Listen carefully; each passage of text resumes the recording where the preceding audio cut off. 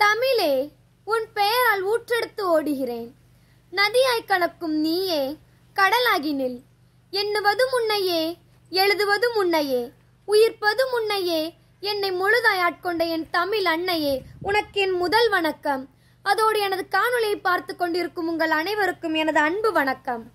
நான் இன்று உங்கள் முன் பேச வந்துள்ள தலைப்பு சாதிய வன்கொடுமை இல்லா இளைஞர் இந்தியா. சாதிய வன்கொடுமை இல்லா இளைஞர் இந்தியா. வன்கொடுமை இல்லை என்று வாய் நிறைய சொன்னால் மட்டும் போதுமா என்ன? இன்று இந்தியாவில் சாதிய வன்கொடுமை இல்லாமல் இருக்கிறதா என்று கேட்டால் அது கேள்விக்குறியாகவே இருக்கின்றது. ஏனென்றால் இன்று பள்ளி மாணவர்களிடையே கூட சாதிய வன்கொடுமை அதிக அளவு இருக்கின்றது. சாதிய வன்கொடுமை இல்லா இளைஞர் இந்தியாவாக மாற்றிட வேண்டும் என்று சொன்னால் மட்டும் போதாது, அதை மாற்றிட இளைஞர்களாகிய நாம் தான் களத்தில் இறங்கி செயல்படுத்திட வேண்டும். ஏன் இளைஞர்களாகிய நாம் தான் களத்தில் இறங்கி செயல்படுத்திட வேண்டும் என்று சொல்கிறேன் என்றால், வருங்கால இந்தியா வருங்கால இளைஞர் கையில். இன்றைய இந்தியா இன்றைய இளைஞர்களாகிய நமது கையிலே இருக்கின்றது. ஒரு நாட்டின் வளர்ச்சியும் வீழ்ச்சியும் அந்த நாட்டு இளைஞர் கையிலே இருக்கிறது என்று APJ அப்துல் கலாம் ஐயா அவர்கள் கூறுவார். 100 இளைஞர்களை என்னிடம் தாருங்கள், நான் புதியதொரு பாரதத்தை உருவாக்கி காட்டுகிறேன் என்று சுவாமி விவேகானந்தர் சொல்லுவார்.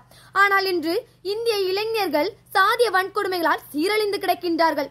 உலகிலேயே அதிக இளைஞர்களை கொண்ட நாடு இந்தியா. இந்திய இளைஞர்கள் சாதிய வன்கொடுமைகளை களைந்துவிட்டு ஒன்று சேர்ந்தார்கள் என்று சொன்னால் புதிய பாரதத்தை என்ன, புதிய உலகையை படைத்து அதில் நாமே அரசாள முடியும் என்று சொன்னால் அது இன்றைய இளைஞர்களால் முடியும். அதை மாற்ற வேண்டும், இதை மாற்ற வேண்டும் என்று வாட்ஸ்அப்பில் ஸ்டேட்டஸ் போடுவதை விட்டுவிட்டு மாற்ற வேண்டும் என்று நினைத்து விட்டால் இளைஞர்களாகிய நாம் தான் இறங்கி மாற்றிட வேண்டும் என்பதனை உணர்ந்து 10 இளைஞர்கள் ஒன்று சேர்ந்தோமே என்று சொன்னால் மாற்றம் தானாக வந்துவிடும். இன்று உலக நாடுகளே இந்தியாவை கண்டு அஞ்சுகிறது. ஏனென்றால் உலகிலேயே அதிக இளைஞர்களை கொண்ட நாடு இந்தியா.